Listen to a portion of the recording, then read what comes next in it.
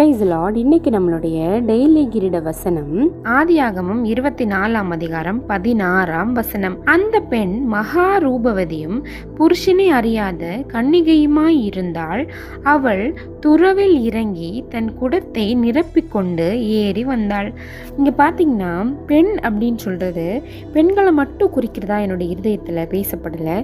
எப்படின்னா ஆண்டவராகிய இயேசு கிறிஸ்துவுக்கு நம்ம எல்லாருமே என்ன மணவாட்டிகள். அப்போ மணவாட்டிகளான நம்ம எப்படி இருக்கணுமா? மகா ரூபவதியா இருக்கணுமா? மகா ரூபவதியா இருக்கிறது எப்படி? நம்மளுடைய சிந்திக்கக்கூடிய ஒவ்வொரு காரியங்களும் நம்முடைய இருதயத்தின் நினைவுகளும் பரிசுத்தமா இருக்கணும். அந்த பரிசுத்தம் தான் நம்மளை ஒரு ரூபவதியா இல்லைன்னா அழகுள்ளவளா இல்லைன்னா அழகுள்ள மணவாட்டியா ஆக்கும். அதே மாதிரி புருஷனை அறியாத கன்னிகையுமாய்.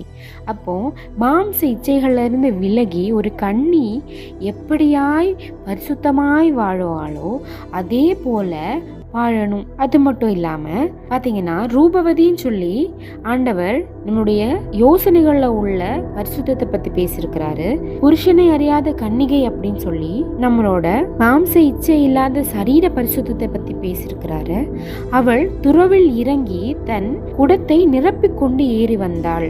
நம்ம இந்த இடத்துல ரெபேக்காலை எப்படி பார்க்குறோன்னா, அவங்க தண்ணீரை மொண்டு வந்து ஈசாக்குக்கு பெண் பார்க்க வந்த அவருக்கும் கொடுக்குறாங்க, அதே மாதிரி அங்கே இருக்கிற ஒட்டகங்களுக்குமே வார்க்கிறாங்க. அப்போது இந்த இடத்துல உதவி செய்கிறது, அதாவது வெளியரங்கமான பரிசுத்தையும் சொல்லியிருக்காங்க. அதாவது ஒருத்தவங்களுக்கு உதவி செய்கிறதுக்காக இவங்க என்ன பண்ணுறாங்க, மறுபடியும் செய்கிறத பின்வர்ற வசனங்களில் நம்ம பார்க்குறோம். அப்போது ஒரு பெண் இல்லைன்னா ஆண்டவருக்கான மணவாட்டிகளான ஒவ்வொருத்தவங்களும், இந்த உலகத்தில் பிறந்திருக்கிற ஒவ்வொருத்தவங்களும் எப்படி இருக்கணுமா? தன்னுடைய சிந்தையில் பரிசுத்தமாக இருக்கணும். சிந்தைன்னு சொல்லுவோம் நம்முடைய ஆத்மாவில், நம்முடைய சரீரத்தில் பரிசுத்தமாக இருக்கணும். அதே மாதிரி நம்ம செய்யக்கூடிய உதவிகள் இல்லைன்னா நம்முடைய ஒவ்வொரு காரியங்களும் நம்ம எப்படி இருக்கணுமா? பரிசுத்தமாக இருக்கணுமா. அப்போ அப்படி பரிசுத்தமாக இருக்கிற ஒரு ரூபவதி தான் கண்டிப்பாக என்னவாக முடியும்? ஒரு மணவாட்டியாகவே ஆக முடியும். அந்த மணவாட்டிக்கு கிடைக்கக்கூடிய ஆசீர்வாதங்கள் அநேகமாக இருக்கும், எதிர்பார்க்காததுமா இருக்கும். நம்மளும் எத்தனையோ காரியங்களுக்கு ஆசீர்வாதங்களுக்காக ஓடுறோம், ஆனால் அள்ளி நிறைய பேருக்கு உதவிகளை செய்கிறோம். ஆனால் பரிசுத்தம்ன்றதோ பரிசுத்தமாய் வாழணும். இந்த நாளில் நம்ம எல்லாரும் ஒரு நிமிஷம் பரிசுத்தத்துக்காக ஜெபிப்போமா? நல்ல தகப்பனே, நன்றியுள்ள தேவனே, இது உம்மை நோக்கி பார்க்கிறோம் ஆண்டவரே. நாங்களோ குறைவுள்ளவர்கள் கர்த்தாவே, ஆனாலும் உம்முடைய மனவாட்டியாகிய நாங்கள் ஆவியிலும் ஆத்மாவிலும் சரீரத்திலும் பரிசுத்தமாக இருக்கணும்னு நீ நினைக்கிறது எவ்வளவு மேன்மையான காரியம்.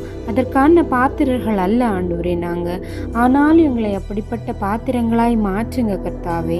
ஆவியான ஒரு ஒவ்வொரு நாளும் எங்களோடு கூட இருந்து உண்மையே துதித்து ஆராய்திக்கிறதுக்கு எங்களுக்கு கிருபை தாங்க ராஜா. என்னுடைய சரீரம் முழுவதையும், என்னுடைய ஆவி முழுவதையும், என்னுடைய ஆத்மா முழுவதையும், என்னுடைய சிந்தை, என்னுடைய நடக்கை, எங்களுடைய பேச்சு, எங்களுடைய வார்த்தைகள், எங்களுடைய ஒவ்வொரு காரியங்களையும் நீர் பரிசுத்தத்தினால நிரப்புங்க ராஜா. உண்மையே நம்பி எங்களையே ஒப்பு கொடுக்குறோம் ராஜா.